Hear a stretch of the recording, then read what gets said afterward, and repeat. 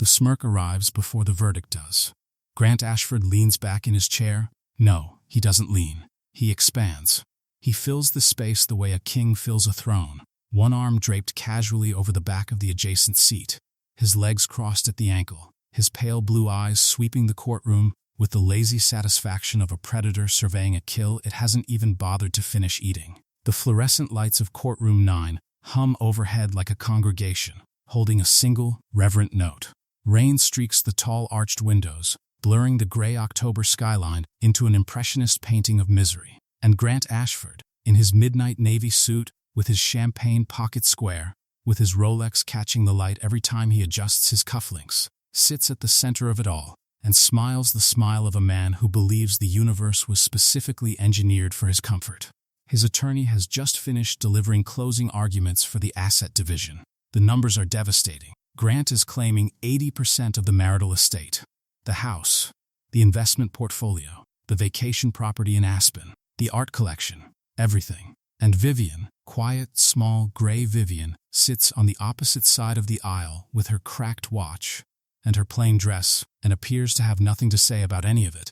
Grant turns his head. Slowly, deliberately, he looks directly at his ex-wife, and his smirk deepens into something almost carnivorous. "You know," he says, not to his lawyer, not to the judge, but to her, across the open space of the courtroom, in a voice loud enough for the entire gallery to hear. "I always told you this is how it would end, Vivian. Me, with everything. You, with nothing."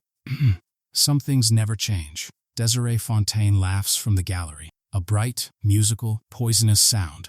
She crosses her legs, her cream leather pants whispering against the wooden bench, and blows Grant a kiss he catches with theatrical flair. The gallery murmurs, some in discomfort, some, Grant's friends, his business associates, the people who populate his world of excess, in open amusement. And Vivian Cole Ashford does not move, does not respond, does not even appear to breathe. She sits with her hands flat on the table, her dark eyes fixed on a point somewhere beyond the walls of this courtroom, beyond this moment, beyond this man, as if she is already somewhere else entirely, as if she has already won. Grant Ashford has been performing his victory for 3 weeks, but today is the crescendo. It started the moment his attorney filed the final asset claim, a document so aggressively one-sided that even the clerk raised an eyebrow. Grant had celebrated that filing with a dinner at Le Bernardin, a bottle of 1996 Dom Prignon, and a toast he made standing on his chair, to the end of dead weight and the beginning of real life. Desiree had applauded. His friends had cheered. A stranger at the next table had looked away in second-hand embarrassment. But that was weeks ago. Today, in the courtroom, Grant's celebration reaches a pitch that borders on performance art. During the recess, he holds court in the hallway like a politician after a landslide victory. His voice booms off the marble columns. His laughter fills the corridor with the confidence of a man who has mistaken volume for power. 80%, he announces to a cluster of associates who have come to watch the proceedings like spectators at a blood sport. "My attorney says the judge will almost certainly approve 80%. Maybe more." He straightens his pocket square. She didn't even contest it properly. Her lawyer submitted some paperwork, but it was, honestly, pathetic, thin. Like everything else about that woman, one of his associates, a man named Bryce, who wears his own wealth like body armor, claps Grant on the shoulder. "Told you, man. She was never going to fight. She doesn't have it in her. She doesn't have anything in her," Grant replies. That was always the problem. Desiree appears beside him, threading her arm through his, pressing against him with the possessive ease of a woman who believes she has already been installed in the position of wife. "Baby, after this is done, can we go look at that penthouse on the Upper West Side? The one with the terrace? Already put in an offer," Grant says. And he says it loudly enough for Vivian, who is sitting alone on a bench 30 feet away, drinking water from a paper cup, to hear every syllable. Vivian does not look up. Grant notices, and it bothers him. Not because he cares what she feels, but because her indifference deprives him of the reaction he craves. He walks toward her. Desiree stays behind, watching with arms folded and a smile that could cut wire. He stands over Vivian. She is small below him, small and gray and still. "Nothing to say?" he asks. His voice is quieter now, more intimate, more cruel. "Not even going to fight for the house? For the art? For anything?" Vivian takes a sip of water. sets the cup down, looks up at him with those dark, dark eyes. "No, Grant. I'm not going to fight for those things." He laughs. A short, sharp bark. "Of course not. Because you know you can't win." He crouches down, actually crouches, lowering himself to her eye level, the way one might speak to a child. "You never could, Vivian. That's the difference between us. I'm a winner. And you?" He taps the bench beside her with one manicured finger. "You're what winners leave behind." He stands, adjusts his suit, walks back to Desiree and his circle of admirers without looking back. What he does not see, what no one sees, is Ruth Keating, Vivian's attorney, stepping out of a side office at the far end of the hallway. She carries a single red folder pressed against her chest like a shield. She catches Vivian's eye through the crowd. Vivian gives the smallest nod, almost imperceptible. Ruth nods back. The bailiff announces that court is resuming. People file back in. Grant enters like a general returning to claim his conquered territory. He unbuttons his jacket. He settles into his chair. He spreads his hands on the table in front of him, with the proprietary ease of a man touching something he already owns. "Let's wrap this up," he whispers to his attorney. "I have a champagne reservation at 7. Across the aisle, Vivian sits down. She places her hands in her lap. She breathes in slowly through her nose and out through her mouth, the way she has done every morning for 3 years. The breathing pattern she learned in the first week of her transformation. The first brick in a fortress Grant cannot even see. The metamorphosis of Vivian Cole Ashford did not begin with anger. It began with arithmetic. 3 years and 2 months ago, on an otherwise unremarkable Tuesday night, Vivian sat at the kitchen table of the Ashford home, a $17 million brownstone on the Upper East Side that Grant had always referred to as my house, and opened a spreadsheet on a laptop so old the G key stuck. She was not looking for evidence of the affair. She already knew about Desiree. She had known for 4 months. She had found the text messages, the hotel receipts, the second phone hidden in the bottom drawer of his home office desk. What Vivian was looking for was something far more dangerous than proof of infidelity. She was looking for the architecture of Grant's empire. Because Vivian understood something about Grant Ashford, that Grant Ashford was psychologically incapable of understanding about himself. He was not smart. He was loud. He was aggressive. He was socially dominant. But he was not, and had never been, intelligent. His business success, Ashford Strategic Capital, a mid-tier private equity firm, was built almost entirely on 3 things: his father's connections, his willingness to take reckless risks, and the uncredited labor of people smarter than him. People like Vivian. What Grant never acknowledged, what he had carefully, systematically erased from the narrative of his own success, was that Vivian had a master's degree in financial engineering from Columbia University. She had graduated second in her class. Before the marriage, she had worked for 2 years at Goldman Sachs, where she developed a proprietary risk assessment model that her department still used. She left that career because Grant convinced her that his world needed her more. "Be my partner," he had said. "Help me build something." And she did. For 8 years, she restructured his deals, identified his acquisitions, and corrected the catastrophic errors in judgment he made with the regularity of a broken clock. And he took credit for every single one. So when Vivian sat down with that spreadsheet, she was not learning Grant's business. She was revisiting it, the way a surgeon revisits an anatomy textbook before performing an operation she has done 1,000 times. Within 3 months, Vivian had mapped every asset, every liability, every offshore account, and every creative tax structure that Grant's accountants had built to hide wealth from exactly this kind of proceeding. She discovered 4 shell companies in Delaware, a holding entity in the Cayman Islands, and a real estate trust structured so opaquely that it had successfully evaded 2 prior audits. The total value of the hidden assets, $68 million. Wealth that Grant had systematically concealed from the marital estate and, more critically, from the court. But Vivian did not stop there. She understood that exposing hidden assets was a blade that only cuts once. To truly dismantle Grant's illusion, she needed to build something of her own, something so substantial, so unassailable, that his arrogance would become not just embarrassing, but irrelevant. She contacted her former roommate from Columbia, Priya Nair, now a partner at a boutique venture capital fund. She presented a business plan she had been refining in secret for 2 years. A financial technology platform called Meridian Analytics, designed to democratize the kind of institutional-grade risk assessment that firms like Goldman kept behind paywalls. Priya read the plan in one night. She called Vivian at 6 in the morning. "This is going to change the industry," she said. "How much do you need?" If you've ever had someone look at your dream and tell you it was real, if you've ever been the person no one believed in until one person finally did, then you understand exactly what that phone call meant. Stay with us, because what Vivian does with that belief will take your breath away. Vivian secured initial funding of $4 million. She built the platform in 14 months, working between midnight and 5 in the morning while Grant slept in the next room, dreaming of a world that revolved around him. Meridian Analytics launched quietly, gained traction with 3 major hedge funds in its first quarter, and was valued at $112 million by the time Grant filed for divorce. $112 million. Built in silence, built in darkness, built in the hours a man was too arrogant to wonder why his wife's light was still on. And the most devastating detail of all, the one that would turn this courtroom into a crater, was that Vivian had structured the entire company through her maiden name, through premarital intellectual property, through investment capital, with no connection to the marital estate.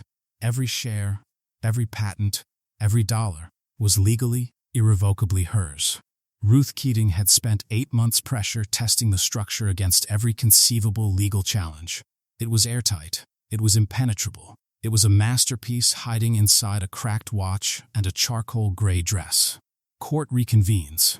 The air in the room has changed, though only 2 people know why. Grant feels the electricity and misinterprets it entirely, the way he misinterprets everything that doesn't directly serve his ego. He assumes the tension is anticipation of his victory. He adjusts his Rolex. He leans toward his attorney and whispers something that makes them both chuckle. He looks across the aisle at Vivian and feels a surge of satisfaction, so complete it is almost physical. She looks defeated. That's what he tells himself. Her posture, her plain dress, her silence, it all confirms the story he has written in his head. He won the marriage. He won the business. He won the woman. And now, he is winning the divorce. Grant Ashford, undefeated. Grant Ashford, untouchable. Grant Ashford, the man who always comes out on top. Your Honor, his attorney begins, rising with the polished confidence of a man billing $800 an hour. We believe the asset division as proposed is fair, equitable, and reflective of Mr. Ashford's singular contributions to the marital estate. Mrs. Ashford has presented no evidence of independent financial contribution, no counterclaim of substance, and no. We'd like to present our response now, Your Honor. The voice belongs to Ruth Keating. She has risen from her chair with the quiet efficiency of someone who has been waiting for precisely this moment for a very long time. Grant's attorney pauses, frowns. Your Honor, we were under the impression that the respondent had no further submissions. Your impression, Ruth says calmly, was incorrect. Judge Bell peers over his spectacles. Counselor Keating, you may proceed. Ruth lifts the red folder. She does not open it yet. She holds it at her side like a conductor holding a baton before the first note of a symphony. Grant shifts in his chair for the first time. Not nervously, not yet. More like a man swatting at a fly he doesn't believe can actually bite him. This shouldn't take long, he mutters to his attorney. Desiree adjusts her blazer in the gallery. She's already composing an Instagram caption in her head. Something about new chapters and blessed beginnings. She settles on a photo she took of herself in the courthouse mirror this morning. White blazer, golden skin, the scales of justice blurred artfully in the background. She's already mentally hashtagging it. Vivian sits still. Her hands are in her lap. Her breathing is steady. Her dark eyes fix on a point just above Judge Bell's head, as though she is looking at something beyond this room, beyond this moment.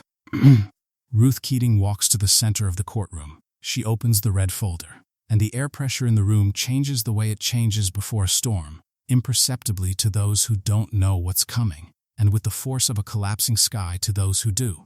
Grant crosses his arms, smirks, waits. He has never waited for anything that will hurt this much. But before Ruth can speak, Grant does something extraordinary in its arrogance. He raises his hand casually, almost dismissively, and addresses the judge directly. bypassing his own attorney with the breezy confidence of a man who believes courtrooms are just another stage for his performance. Your Honor, before her attorney presents whatever this is, he gestures at the red folder the way one might gesture at a stain on a restaurant tablecloth. I just want to say something. For the record, Judge Bell's eyebrows rise a fraction of an inch. This is irregular, Mr. Ashford. I know, Your Honor. I'll be brief. He stands. He buttons his jacket. He assumes the posture of a man giving a keynote speech at a conference where everyone has paid to hear him. I have been patient throughout this process. I have been generous.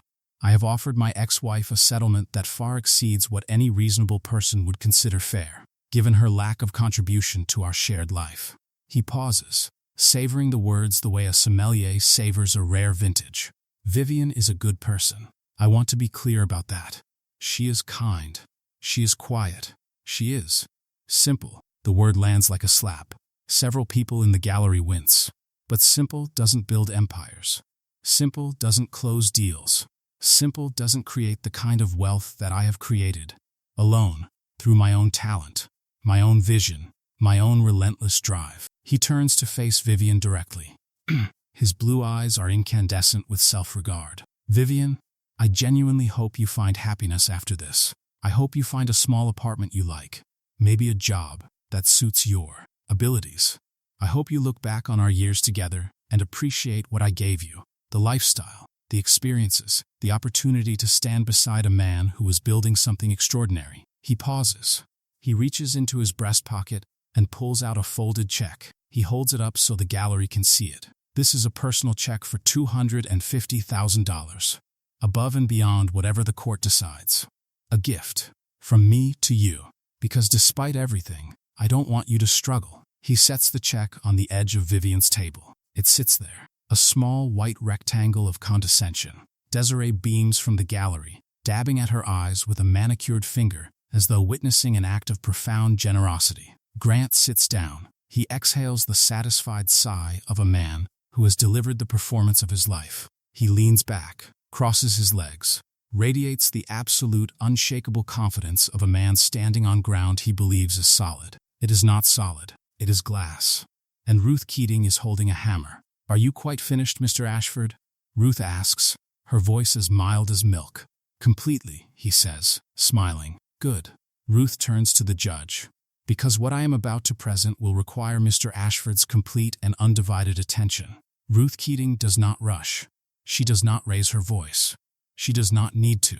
The truth, when it is this absolute, requires no amplification. It simply detonates. Your Honor, for the past several months, this court has been operating under a narrative constructed entirely by Mr. Ashford and his legal counsel. That narrative states that Mr. Ashford is the sole creator of the marital wealth, that Mrs. Ashford contributed nothing of value, and that the proposed asset division is, in Mr. Ashford's words, generous. She pauses. That narrative is a fabrication, and I can prove it. Grant's smile flickers. Not gone. Not yet. Just interrupted, like a television signal encountering brief interference. Ruth removes the first document from the red folder. Your Honor, I would like to submit into evidence a forensic financial audit conducted over the past 14 months by the independent accounting firm Sterling & Associates.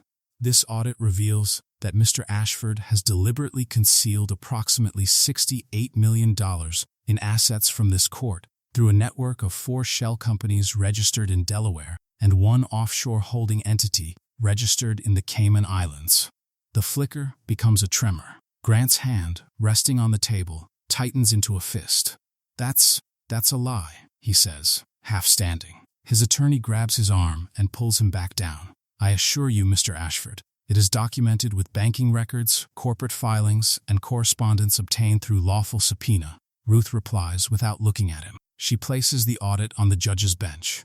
It lands with a weight that seems disproportionate to its physical size, as though the paper itself carries the density of everything it contains. Judge Bell begins reading. His face, famously impassive, undergoes a slow transformation. The lines around his mouth deepen. His eyes narrow behind his wire-rimmed spectacles. But that, Ruth continues, is merely the preface. She removes the second document. And this one changes everything. Your Honor, Mr. Ashford described his ex-wife as having contributed nothing to the marital estate. He described her as simple. He described her as someone who never built anything. I would like to introduce Mrs. Ashford's counterclaim, supported by the following evidence. She opens the document and begins reading, and each sentence is a nail driven into the coffin of Grant Ashford's self-made mythology. Mrs. Vivian Cole holds a master's degree in financial engineering from Columbia University, where she graduated second in her class. Prior to her marriage, she was employed at Goldman Sachs, where she developed a proprietary risk assessment model, registered patent number US 2014-0297A1, that remains in active institutional use today. Grant's face begins to change. The color drains from it the way water drains from a bathtub, slowly at first, then all at once. His mouth opens. Nothing comes out. During the marriage, Mrs. Cole served as the uncredited architect of at least 7 major acquisitions executed by Ashford Strategic Capital. I have here internal emails, obtained through discovery, in which Mr. Ashford forwards his wife's financial analyses to his partners with his own name attached, and no attribution to her. Ruth holds up a printed email. The gallery cranes forward. The email is from Grant to his business partner, and the subject line reads, "My analysis of the Whitfield acquisition." Attached is a spreadsheet. The file properties, displayed in an enlarged footnote at the bottom of the page, show the document author as Vivian Cole. She built his deals, Ruth says simply. He took her name off them. The murmur in the gallery is no longer a murmur. It is a wave. Judge Bell strikes his gavel once, but even he seems reluctant to silence it entirely. Ruth does not pause. Now, regarding the matter of what Mrs. Cole has built independently, she removes a third document, thicker than the others, bound in black. 18 months ago, Mrs. Cole founded a financial technology company called Meridian Analytics. This platform provides institutional-grade risk assessment tools to hedge funds, private equity firms, and asset managers. It currently serves 47 clients across 9 countries. She places the document on the bench beside the others. A growing monument of evidence. Meridian Analytics was independently valued last month at $112 million. If this courtroom were a building, it would be collapsing. The sound that erupts from the gallery is not a gasp. It is a collective detonation of disbelief. People rise from their seats. Desiree Fontaine's mouth falls open, and for the first time in perhaps her entire adult life, she has absolutely nothing to say. The hazel eyes that were calculating Instagram captions 5 minutes ago are now wide, blank, and filling with something she has never had to feel before. Genuine fear. Grant is standing. He doesn't remember standing. His chair is pushed back. His hands are on the table, but they are not steady. They are trembling, visibly, unmistakably, the way Vivian's never did. This is... You can't. She couldn't have. Sit down, Mr. Ashford, Judge Bell commands, and his baritone voice hits Grant like a wall. Grant sits. He looks at his attorney. His attorney is reading the documents with the expression of a man watching his career dissolve in real time. The company, Ruth continues, her voice gaining a quiet, devastating momentum, was built entirely with premarital intellectual property, personal savings, and independent venture capital investment. It has no connection whatsoever to the marital estate. Every share is held solely by Mrs. Cole under her maiden name. The structure has been reviewed and certified by 3 independent law firms. It is legally impeccable. She closes the red folder. She has one more thing to say. So to summarize, Your Honor, Mr. Ashford hid $68 million from this court and called himself generous. Mrs. Cole built a $112 million company from nothing and said not a single word. I will let the court determine which of these 2 people has earned the right to lecture anyone about contribution. If you have ever been called simple by someone who couldn't see your brilliance, if you have ever built something in silence while the world told you that you were nothing, then this moment belongs to you. Like this video right now. Hit subscribe, because every story on this channel is a reminder that karma does not forget, and it does not forgive. Ruth sits down. The courtroom is a cathedral of shock. And then Vivian stands. She does not stand the way Grant stands, with performance, with expansion, with the need to fill a room. She rises the way a flame rises from a candle, quietly, vertically, impossible to ignore. She picks up the check from the edge of her table, the $250,000 check. Grant's gift, his magnanimous gesture. She looks at it for a long moment. Then she folds it in half, walks across the courtroom, and places it gently on Grant's table. "You're going to need this more than I am, Grant." Her voice is soft. It is level. It carries not an ounce of malice, and that is what makes it utterly, catastrophically devastating. Because malice can be dismissed. Kindness, genuine, earned, quiet kindness from the person you tried to destroy, cannot. She returns to her seat. She sits down. She folds her hands in her lap. Grant stares at the folded check as though it has become something radioactive. He cannot pick it up. He cannot push it away. He can only stare at it while the courtroom stares at him and sees, for the first time with surgical clarity, the true dimensions of his smallness. Judge Bell removes his glasses. He presses his fingers to the bridge of his nose. When he speaks, his voice is heavy with the weight of a man who has just witnessed something he will reference for the remainder of his career. "I am ordering a full forensic review of Mr. Ashford's concealed assets. I am referring the matter of hidden offshore accounts to the district attorney's office for potential criminal investigation. And I am revising the asset division to reflect the actual, not the fabricated, financial reality of this marriage." He looks at Grant. "Mr. Ashford, in 30 years on this bench, I have never seen a man work so hard to humiliate someone who was so far above him. I hope, for your sake, that you learn from this." Court is adjourned. The gavel falls, and the sound it makes is the sound of a world ending. The unraveling of Grant Ashford does not happen in a single moment.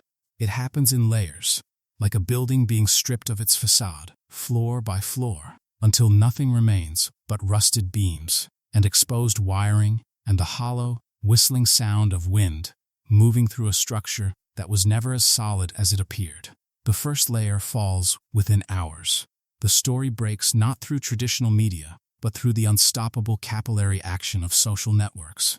A paralegal in the gallery posts a thread. A legal blogger publishes a detailed analysis. By midnight, the Ashford case is trending in legal and financial circles.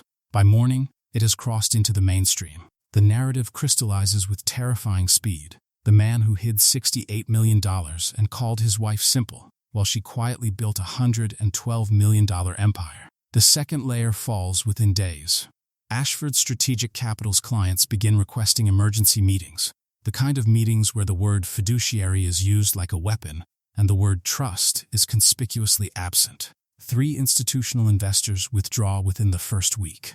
A fourth sends a letter, not requesting, but demanding a full independent audit of all fund activities.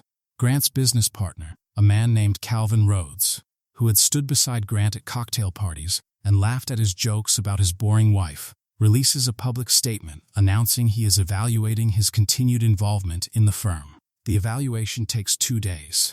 He leaves. He takes 4 clients with him. The third layer is social, and it is perhaps the most painful because it reveals the true nature of every relationship Grant ever built. The friends, the golf buddies, the cigar lounge regulars, the men who clapped him on the back and called him a legend, evaporate. Not slowly, instantly, as though they were never there at all, because they weren't. They were mirrors, reflecting Grant's image of himself back at him. And mirrors do not mourn when the image they reflected turns out to be a lie. The country club sends a letter. The charity board sends a letter. The alumni association sends a letter. Each one is different in its specific language and identical in its meaning. "You are no longer welcome here." Desiree Fontaine leaves on the 4th day. She does not leave with the theatrical fury of a scorned woman. She leaves with the quiet, clinical efficiency of someone liquidating a bad investment. She takes her clothes, her extensions, her skincare products, and every gift Grant ever bought her, which, Vivian's forensic audit revealed, were largely purchased with funds from the concealed offshore accounts. She leaves behind a single item, a framed photograph of herself and Grant at a gala, smiling beneath a crystal chandelier. She leaves it face down on the kitchen counter. The glass is cracked. Grant does not notice the photograph for 3 days. When he finally turns it over, he stares at his own smiling face and does not recognize the man looking back at him. The district attorney's office opens a formal investigation. Grant's attorney, the $800 an hour attorney who chuckled with him during the hearing, files a motion to withdraw from representation, citing irreconcilable differences in litigation strategy. The real reason, which everyone understands, is that the ship is sinking and there are no lifeboats left. Grant sits alone in the brownstone, the $17 million brownstone that the court has now frozen pending asset review, and experiences something entirely foreign to him: silence. Not the silence of a man choosing not to speak, but the silence of a man who has no one left to speak to. His phone, which once buzzed constantly with invitations and affirmations, is still. His inbox, which once overflowed with opportunities and flattery, contains only correspondence from lawyers and creditors.